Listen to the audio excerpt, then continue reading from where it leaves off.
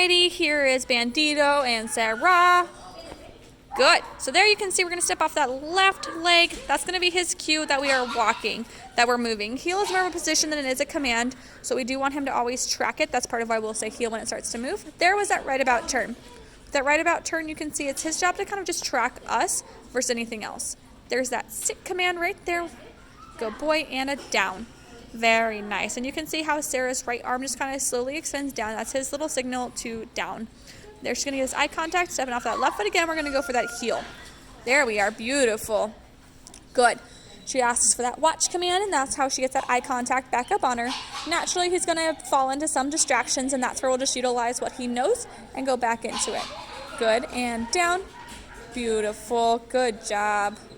There we're going to go into stay. So with stays, contrary to stepping off with the left foot, we're going to step off with our right foot for those stays. As we step off, we are going to reinforce our stay as needed.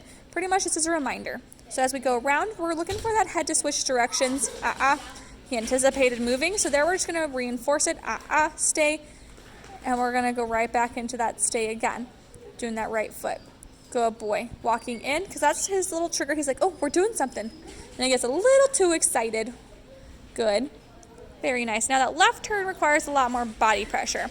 So you can cheat, use the leash a little bit, but I do want you to mostly utilize that body pressure to get him to move out of your way. You'll notice as soon as we do that left turn, instantly looks up at you and is engaging. And we're going straight into that down. So we're still going to utilize a little bit of the food to get him straight to a down. Good boy. Because he does get distracted, and that will help make it maintain every time. There, we're going to encourage him up into a sit. So there we're utilizing the little fake out method. We're going to take half a step forwards, and then we're going to ask for that sit. Same rules apply for the sit stays as a down. We're going to step off that right foot first. We're going to reinforce stay as necessary. Once we complete that stay, we are going to go ahead and reward.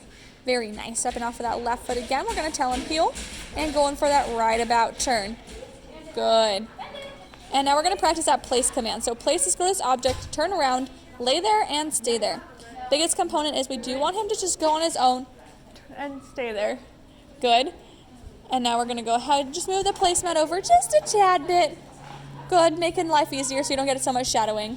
Good, good. And we're going to get him all amped up. So with place, we can utilize his energy. We want him to run all the way to it. He turns around, overshoots it, and he thinks about laying down, and he does it. Almost. His little booty, he tries to cheat. He thinks we want to bow, so then we're going to add a little bit of pressure on that harness to get him into that down. Because even though it's just a harness, we can apply some body pressure there as well as some leash tension. We're going to do another one. He typically is a little rock star for this. He loves running to it. It helps you focus him and utilize that energy. Typically, he's got like the cutest little pounce into that down.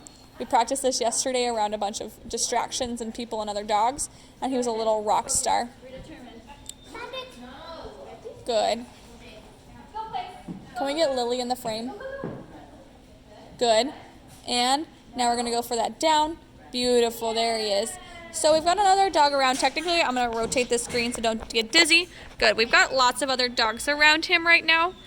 However, we're going to fixate and focus on working him around little Lily. Lily is a silver lab, and she's quite on the rambunctious side, typically making it an easy target for that growling. You can see where Sarah can get his attention back up on her now with much more ease versus him staying distracted and hyperfixating on the dogs around him. Good. Very nice. And even there, we're going to go ahead and reset him, get him back into that heel. That wasn't mean. He just was excited. He's like, oh, I come too. Recalls are one of his favorite as well. Again, it utilizes his little energy, and he's got puppy brain. Good. Getting him back to that heel position. And so you can see Sarah's going to utilize her body pressure to get him there. Very nice. And we're going to go for his stay. Good. Reinforcing that stay as we back up. Good. And come. So there's that recall. So it's come to me and sit. Very nice. And you can see where he tracks that front. Beautiful. And Bandit watch. We're going to get that eye contact again. And free. So free isn't free for all. So still no jumping, no mouthing. Anything that you do deem inappropriate, we are going to be there to correct. But overall, it means you don't have to work. And he's a good little noodle.